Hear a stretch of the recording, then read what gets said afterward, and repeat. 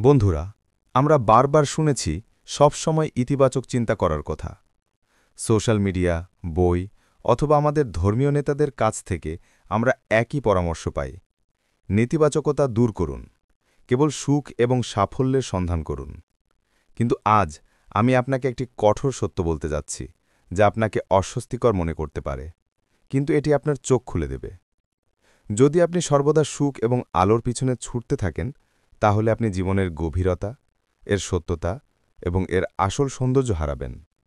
কারণ জীবন কেবল সুখ বা সাফল্যের কথা নয়, এটি আনন্দ এবং দুঃখ, আলো এবং অন্ধকার, জয় এবং পরাজয়ের এক অনন্য মিশ্রণ। জীবনকে শ্বাস-প্রশ্বাসের মতো ভাবুন। শ্বাস নেওয়া একটি সক্রিয় প্রক্রিয়া, আলোর মতো। শ্বাস ছাড়া একটি শান্ত অবস্থা, যেমন অন্ধকার। তুমি কি শুধু শ্বাস নিতে পারো? না, দুটোই প্রয়োজনীয়। একটি উঁচু পাহাড় কেবল তখনই সুন্দর দেখায় যখন এর একটি গভীর উপত্যকা থাকে। উপত্যকা ছাড়া এটি কেবল একটি সমতল সমভূমি। সুখ এবং দুঃখ, আলো এবং অন্ধকার একে অপরের পরিপূরক, একে অপরকে মুছে ফেলতে নয়। এখন নিজের জীবনের দিকে তাকাও। আমরা সুখের পিছনে ছুটছি, যেন এটি একটি গন্তব্য। কিন্তু সুখ তখনই উপভোগ করা যায় যখন আপনি দুঃখের গভীরতায় স্পর্শ করেছেন। সাফল্য তখনই মিষ্টি স্বাদ পায় যখন আপনি ব্যর্থতার তিক্ততার স্বাদ পেয়েছেন। আমাদের সবচেয়ে বড় ভুল হল আমরা দুঃখ, বেদনা এবং অন্ধকারকে সমস্যা হিসেবে বিবেচনা করি। আমরা মনে করি তারা আমাদের ভাঙতে এসেছে, কিন্তু সত্য হল তারা জীবনের অংশ। যেমন একটি উপত্যকা একটি পাহাড়কে উচ্চতা দেয়, তেমনি দুঃখ আপনার সুখকে আরও গভীর করে। ঠিক যেমন নীরবতা সঙ্গীতে জীবন নিয়ে আসে, আপনার বেদনা আপনার জীবনে অর্থ দেয়। ক্ষত হল সেই জায়গা যেখানে আলো আপনার প্রবেশ করে। আমরা ব্যথাকে ভয় পাই, আমরা অন্ধকারকে অভিশাপ দিই, কিন্তু এই জায়গাগুলি আমাদের মানুষ করে তোলে। ব্যথা ছাড়া, ব্যর্থতা ছাড়া, অন্ধকার ছাড়া আমরা অসম্পূর্ণ। জীবনের পূর্ণ সঙ্গীত শুনতে আমাদের প্রতিটি সুরকে আলিঙ্গন করতে হবে। আনন্দ, দুঃখ, জয়, পরাজয়, আলো, অন্ধকার। আমরা কেবল কয়েকটি নির্দিষ্ট শব্দ শুনতে চেষ্টা করি, এবং ফলাফল হল একটি অসঙ্গতিপূর্ণ শব্দ যা আমাদের অসম্পূর্ণ রাখে। এখন আসুন আমরা সেই জিনিসটিকে সবচেয়ে বেশি ভয় পাই তা নিয়ে কথা বলি। অন্ধকার, ব্যথা, মৃত্যু, বিশৃঙ্খলা। আমরা এগুলিকে আমাদের জীবন থেকে দূর করতে চাই, যেন এগুলি একটি রোগ। কিন্তু যদি আমি বলি যে আপনার সবচেয়ে বড় শক্তি এই অন্ধকারে নিহিত, আপনার হৃদয় ভেঙে যাওয়ার মুহূর্তটি মনে করুন। সেই ব্যথা, সেই ঘুমহীন রাতগুলি। সেই সময় মনে হয়েছিল যেন সব কিছু শেষ হয়ে গেছে। কিন্তু আজ পিছনে ফিরে তাকান। সেই ব্যথা কি আপনাকে ভালোবাসার মূল্য শেখায়নি? এটি কি আপনাকে নিজেকে মূল্য দিতে শেখায়নি? এটি কি আপনাকে আগের চেয়ে জ্ঞানী এবং শক্তিশালী করে তোলেনি? ব্যথা একটি ছিনি এবং হাতুড়ি। যখন এটি পাথরের উপর চলে, তখন পাথরটি ভেঙে যাওয়ার মতো অনুভব হয়। কিন্তু সেই আঘাতগুলি থেকেই একটি সুন্দর মূর্তি তৈরি হয়। আপনার ব্যথাও একই। এটি আপনার অহংকারকে ভেঙে দেয় এবং আপনার আত্মাকে উন্নীত করে। আজকাল বিষাক্ত ইতিবাচকতার গুঞ্জন রয়েছে। সবকিছু ঠিক হয়ে যাবে, কেবল ইতিবাচক চিন্তা করুন, কান্না বন্ধ করুন। এই পরামর্শ বিষ। এটা তোমার কষ্টকে অস্বীকার করে, অবজ্ঞা করে। কিন্তু তোমার কষ্ট একজন বার্তাবাহক। এটা আমাদের বলে যে জীবনের কিছু পরিবর্তন করা, গ্রহণ করা বা ছেড়ে দেওয়ার দরকার। এটা দমন করলে তা দূর হয় না, বরং ক্যান্সারে পরিণত হয়। বিষণ্ণতা, উদ্বেগ, অসুস্থতা। আমরা জীবনকে একটি পরিষ্কার ঘরের মতো দেখতে চাই। সবকিছু তার নিজের জায়গায়, সবকিছু উজ্জ্বল, একেবারে নিখুঁত। কিন্তু এমন ঘরে কি নতুন কিছু জন্ম নিতে পারে? না। এখন একজন শিল্পীর স্টুডিওতে যান। ছড়িয়ে ছিটিয়ে থাকা রং, অসমাপ্ত স্কেচ, ভাঙা তুলি। বিশৃঙ্খলাই হল জাদু। এই বিশৃঙ্খলা থেকেই বিশ্বকাপানো মাস্টারপিস জন্মায়। আমাদের মনও তেমনি। আমরা সবকিছু নিয়ন্ত্রণে রাখতে চাই, কিন্তু আমাদের সর্বশ্রেষ্ঠ ধারণা, গভীরতম উত্তর এবং সবচেয়ে প্রাণবন্ত সৃষ্টি তখনই জন্ম নেয় যখন আমাদের মধ্যে ঝড় ওঠে, যখন জীবন ট্র্যাকের বাইরে চলে যায়, যখন প্রশ্ন ঘুরপাক খায়। তখন তোমার একটি নতুন সংস্করণ তৈরি হয়। পরের বার যখন তোমার জীবন ঝড়ের কবলে পড়বে, যখন সবকিছু উল্টে যাবে, ভয় পেও না। অন্ধকারকে অভিশাপ দিও না। শব্দকে নীরব করার চেষ্টা করো না। সেই বিশৃঙ্খলাকে আলিঙ্গন করো। কারণ এতেই লুকিয়ে আছে তোমার আসল গল্প। এতেই লুকিয়ে আছে তোমার শক্তি এবং তোমার নতুন রূপ। ঠিক যেমন একটি বীজকে অন্ধকার ভেদ করে মাটিতে ডুবে যেতে হয়, তবেই তা একদিন হবে।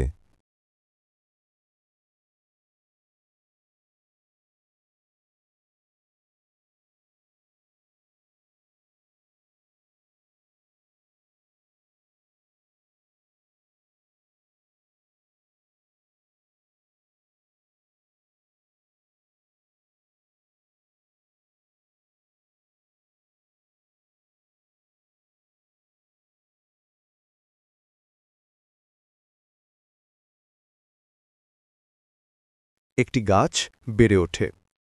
জীবনও এরকমই।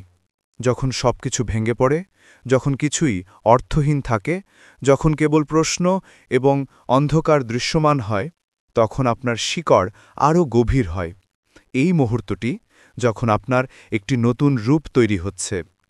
মৃত্যুই আমরা সবচেয়ে বেশি ভয় পাই। এর চিন্তাই আমাদের অস্থির করে তোলে। কিন্তু কল্পনা করুন, যদি মৃত্যু না থাকত, যদি আপনি জানতেন যে আপনি চিরকাল বেঁচে থাকবেন, তাহলে কি ভোরের সূর্য, প্রিয়জনদের উপস্থিতি অথবা আপনার স্বপ্ন পূরণের আকাঙ্ক্ষা এত মূল্যবান মনে হতো? মৃত্যু আমাদের শত্রু নয়, বরং আমাদের সবচেয়ে সত্যিকারের বন্ধু। সময় কম, তা বুঝতে আমাদের নাড়া দেয়। আজই যা করতে হবে তা করো, আজই যা ভালোবাসতে হবে তা করো, আজই যা ক্ষমা করতে হবে তা ক্ষমা করো। মৃত্যু আমাদের জীবনের ভঙ্গুরতা এবং সৌন্দর্যের কথা মনে করিয়ে দেয়। এটি আমাদের বলে যে আমরা এখানে অল্প সময়ের জন্য অতিথি, এবং এই অস্থিরতার মধ্যেই জীবনের গভীরতম সৌন্দর্য নিহিত। শিব এই সত্যের প্রতিনিধিত্ব করেন। সাপে মোড়ানো, ছাই দিয়ে লেপানো, তার জটায় গঙ্গা ধরে শ্মশানে ধ্যানরত তিনি। ভয়ঙ্কর, তবুও মনোমুগ্ধকর। ধ্বংসকারী, তবুও দানশীল। শিব কেবল একজন দেবতা নন, জীবনের রূপান্তর এবং মুক্তির সত্য। তার তাণ্ডব কেবল ধ্বংসের নৃত্য নয়, এটি সৃষ্টির প্রথম সুর।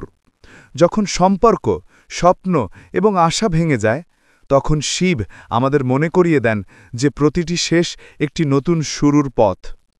শ্মশানে বসে তিনি আমাদের শেখান যে মৃত্যুও একটি সত্য, এবং জীবনের গভীরতা এটিকে আলিঙ্গনের মধ্যেই নিহিত। শিবের উপাসনা করার অর্থ হল পরিবর্তনকে গ্রহণ করা, আমাদের ভয়কে সরাসরি চোখে দেখা এবং প্রতিটি ধ্বংসের মধ্যে নতুন সৃষ্টির সম্ভাবনা খুঁজে বের করা। যারা শিবকে বোঝেন তারা প্রতিটি ঝড়ের মধ্যে শান্তি খুঁজে পান। এখন মুদ্রার অন্য পিঠ হল আলো, সাফল্য এবং সুখ। আমরা মনে করি এটিই জীবনের লক্ষ্য। যদি সবকিছু ভালো হয়, তবে এর চেয়ে ভালো আর কি? কিন্তু এটি একটি বিপজ্জনক মায়া। কেবল আলোর পিছনে ছুটে থাকা অন্ধকারে ডুবে থাকার মতোই ধ্বংসাত্মক। মরুভূমির মতো, যেখানে সূর্যের আলো জ্বলে কিন্তু কোনো ছায়া বা জল নেই। ফলাফল হল জীবনের শেষ। আমাদের আধুনিক জীবন ঠিক তেমনই হয়ে উঠেছে। অর্থ, খ্যাতি এবং সাফল্যের অন্ধ সাধনা। সকাল থেকে রাত পর্যন্ত কাজ, তারপর বন্ধুদের সাথে পার্টি, এবং রাতে সোশ্যাল মিডিয়ার ঝলমলে প্রদর্শন। কিন্তু এই সব কিছু থেকে শান্তি অনুপস্থিত। যে নীরবতা যা আমাদের নিজেদের সাথে সংযুক্ত করে, তা আর নাই। আমরা বাইরে থেকে উজ্জ্বল, কিন্তু ভেতরে মরুভূমিতে পরিণত হচ্ছি। সোশ্যাল মিডিয়া এমন একটি জগৎ যেখানে সবাই তাদের জীবনকে নিখুঁত হিসেবে চিত্রিত করার চেষ্টা করছে। চকচকে ছবি, বড় সাফল্য, সুখের মুহূর্ত, সবকিছুই বাজানো হয়। কিন্তু এই জগৎটির পিছনের সত্যটি একটি মিথ্যা জগৎ, যেখানে দুঃখ, ব্যর্থতা বা দুর্বলতার কোনো স্থান নেই। এই জগৎ দেখে আমরা আমাদের সাধারণ জীবনকে ঘৃণা করতে শুরু করি।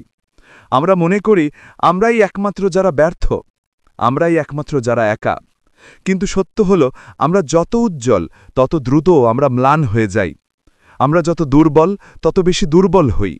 যখন প্রথম বড় বিপর্যয় আসে, তখন আমরা ভেঙে পড়ি। যে কখনো দুঃখ ভোগ করেনি, সে কিভাবে অন্যের কষ্ট বুঝতে পারে?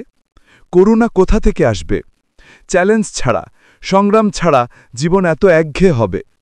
তুমি কি এমন গল্প পড়তে চাইবে যেখানে মোড় নেই, গভীরতা নেই? তাহলে কেন এমন জীবনযাপন করো? তোমার সবচেয়ে সুখের মুহূর্তগুলিতেও দুঃখের বীজ লুকিয়ে থাকে। এই মুহূর্তটি চিরস্থায়ী হবে না জেনে, কিন্তু এই উপলব্ধি সেই সুখকে আরও গভীর এবং মূল্যবান তৈরি করে। এটি কোনো ত্রুটি নয়, বরং জীবনের নকশা। আমাদের জীবনের রং তখনই ফুটে ওঠে যখন আমরা আমাদের আলো এবং অন্ধকার উভয়কেই আলিঙ্গন করি। পূর্ণতা মানে আমাদের আনন্দ এবং দুঃখ, জয় এবং পরাজয়, শক্তি এবং দুর্বলতা গ্রহণ করা। ভারতের মহান ঋষিরা এই সত্যটি বিভিন্ন ভাষায় প্রকাশ করেছেন। গৌতম বুদ্ধ মধ্যম পথের কথা বলেছিলেন। একজন রাজপুত্র যার সমস্ত আরাম ছিল, তবুও তার মন অস্থির। আমরা হতাশা এবং হতাশাবাদের কাছে এতটাই হার মেনে নিই যে আমাদের জীবন সুরহীন হয়ে পড়ে। বুদ্ধের বার্তা হল জীবনকে এমনভাবে গড়ে তোলা যাতে তা সঙ্গীতে পরিণত হয়। পরমহংস যোগানন্দ বলেন যে আমাদের সবচেয়ে বড় সমস্যা হল আমরা সব কিছুকেই লেবেল করি। এটি ভালো এবং খারাপ, এটি সঠিক এবং ভুল। আমরা সুখকে ধরে রাখতে চাই এবং দুঃখ থেকে পালিয়ে যেতে চাই। এই পালিয়ে যাওয়াই সমস্যা। তিনি বলেন, পছন্দ করা বন্ধ করো, শুধু দেখো। বিচার না করে, থামানোর চেষ্টা না করে, শুধু দেখো। যখন তুমি রেগে যাও তখন একে ভুল বলো না, শুধু দেখো কোথা থেকে আসছে, শরীরে কেমন লাগছে। একজন বিজ্ঞানীর মতো পর্যবেক্ষণ করো, দেখো রাগ ধীরে ধীরে শান্ত হচ্ছে। সুখের ক্ষেত্রেও একই কথা। ধরে রাখো না, শুধু লক্ষ্য করো। যখন তুমি কোনো আবেগকে আঁকড়ে ধরে না থেকে, দূরে ঠেলে না দিয়ে পর্যবেক্ষণ করো, তখন একটা বিশাল দরজা খুলে যায়। কৃষ্ণমূর্তি একে বলেছেন অনির্বাচিত সচেতনতা, যে দৃষ্টিভঙ্গি জিনিসগুলিকে যেমন আছে তেমনই দেখে, রং ছাড়াই, ভয় ছাড়াই। এই দৃষ্টিভঙ্গি সুখ এবং দুঃখকে একটি নৃত্য হিসেবে দেখে, কোনটি ভালো তা বিচার না করে। এটাই প্রকৃত স্বাধীনতা। অষ্টাবক্র গীতা বলে যে তুমি এই শরীর নও, এই মন নও, তুমি উভয়কেই পর্যবেক্ষণ করছ। সাক্ষী যিনি শান্ত এবং অস্পৃশ্য। যখন তুমি এই সাক্ষী অবস্থায় থাকো, আনন্দ এবং দুঃখ আসে এবং যায়, কিন্তু তুমি একই থাকো। ঠিক যেমন সমুদ্রের পৃষ্ঠে ঢেউ ওঠে, তেমনি ভেতরেও শান্তি থাকে। এই নীরবতা শূন্যতা নয়, বরং সেই গর্ভ যা থেকে চিন্তা, আবেগ এবং প্রতিটি শব্দের জন্ম হয়। কিন্তু আমরা খবর, সোশ্যাল মিডিয়া, স্ক্রিন এবং কোলাহলে এতটাই ডুবে আছি যে আমরা এই নীরবতা শুনতে পাচ্ছি না। জীবনকে বুঝতে হলে তোমাকে সুখ এবং দুঃখের বাইরে যেতে হবে। তোমাকে বুঝতে হবে যে তুমি আলোও নও, অন্ধকারও নও, সুখও নও, দুঃখও নও। তুমিই সেই ব্যক্তি যার মধ্যে সবকিছু ঘটে, একটি মঞ্চের মতো, আকাশের মতো। যখন এই বোধগম্যতা জাগে, তখন জীবনে এক গভীর ভারসাম্য আসে। তুমি ধরা এবং দৌড়ানো বন্ধ করো, তুমি কেবল হতে শুরু করো। এটাই প্রকৃত স্বাধীনতা। যে অন্ধকার থেকে তুমি দৌড়াচ্ছ তা হলো তোমার সম্পূর্ণতার চাবিকাঠি। তোমার ক্ষত লুকানো বন্ধ করো। এগুলো প্রমাণ যে তুমি লড়াই করেছ, পড়ে গেছ এবং আবার উঠে এসেছ। অর্ধেক সাদা অর্ধেক কালো সেই প্রতীকটি মহাবিশ্বের একটি মানচিত্র। এটি আমাদের বলে যে আমরা ভেঙে পড়িনি, বরং একটি জীবন্ত প্রক্রিয়ার অংশ, যেখানে আলো এবং অন্ধকার একসাথে যায়। এই ভারসাম্যই প্রকৃত সৌন্দর্য। কিন্তু আমাদের সবচেয়ে বড় সমস্যা হল, শৈশব থেকেই আমাদের শেখানো হয়েছে যে অন্ধকার খারাপ, ভয় খারাপ, দুঃখ এবং দুর্বলতা দুর্বল মানুষের জিনিস। আমাদের সব সময় হাসতে বলা হয়, ইতিবাচক হও, শক্তিশালী হও। এই প্রচেষ্টায় আমরা নিজেদের অর্ধেককে দমন করি। কিন্তু যারা অবদমিত তারা কখনো মরে না। তারা আমাদের ভেতরে চিৎকার হিসেবে আবির্ভূত হয়, ভয়, নিরাপত্তাহীনতা, দুঃখ। কিন্তু সত্য হলো, যে জিনিসগুলো থেকে তুমি পালিয়ে বেড়াচ্ছ, সেগুলোই তোমার সবচেয়ে বড় উপহারগুলোকে ধরে রাখে। সাহস তোমার ভয়ের মধ্যেই থাকে, করুণা তোমার নিরাপত্তাহীনতার মধ্যেই থাকে, আর তোমার আত্মার সঙ্গীত তোমার দুঃখের মধ্যেই থাকে। আমরা সবাই ভেঙে পড়ি। কারো সম্পর্ক ভেঙে যায়, কারো স্বপ্ন, কারো প্রিয়জনদের দ্বারা বিশ্বাসঘাতকতা করা হয়, কারো নিজের আশার দ্বারা। কিন্তু এই ভাঙনই আমাদের মানুষ করে তোলে। যদি তুমি তোমার হৃদয় থেকে কেঁদে থাকো, তাহলে তুমি অন্য কারো কান্না অনুভব করতে পারো। এই করুণা, এই সংযোগ, এই প্রকৃত মানবতা। তোমার ক্ষতগুলোকে গর্বের উৎস হিসেবে দেখো, কারণ এগুলো দেখায় যে তুমি সম্পূর্ণ সততার সাথে জীবনযাপন করেছ।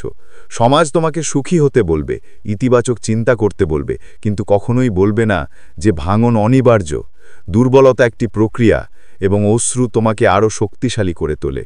জীবনের গভীরতম স্তরগুলো ভূপৃষ্ঠের নিচের অন্ধকারে পাওয়া যায়।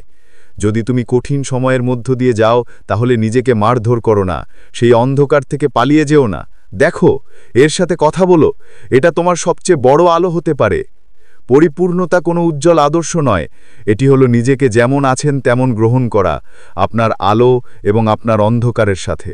এই পথটি সহজ নয়।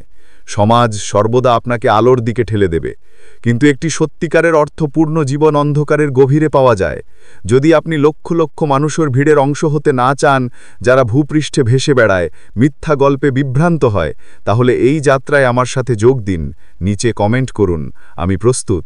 এটি কেবল একটি কমেন্ট নয়, এটি নিজের কাছে একটি প্রতিশ্রুতি। চ্যানেলটি সাবস্ক্রাইব করুন, কারণ এটি কেবল একটি ক্লিক নয়, এটি বাস্তব প্রশ্নের জন্য আপনার প্রস্তুতি।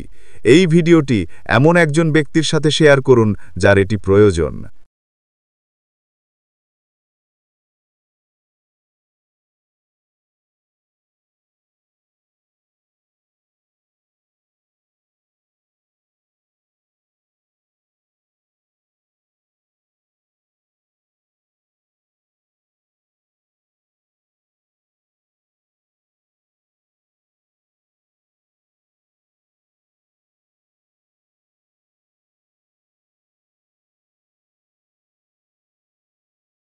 দরকার, হয়তো সে নিজেই। আবার দেখো, এই শব্দগুলো তোমার ভেতরে নামিয়ে দাও। তোমার জীবন বদলে যাবে যখন তুমি বুঝতে পারবে যে ভালো আর খারাপ সবকিছুই এখন পবিত্র। আত্মা ও বিশ্বাসকে সাবস্ক্রাইব করুন। ভালো থাকুন, ধন্যবাদ।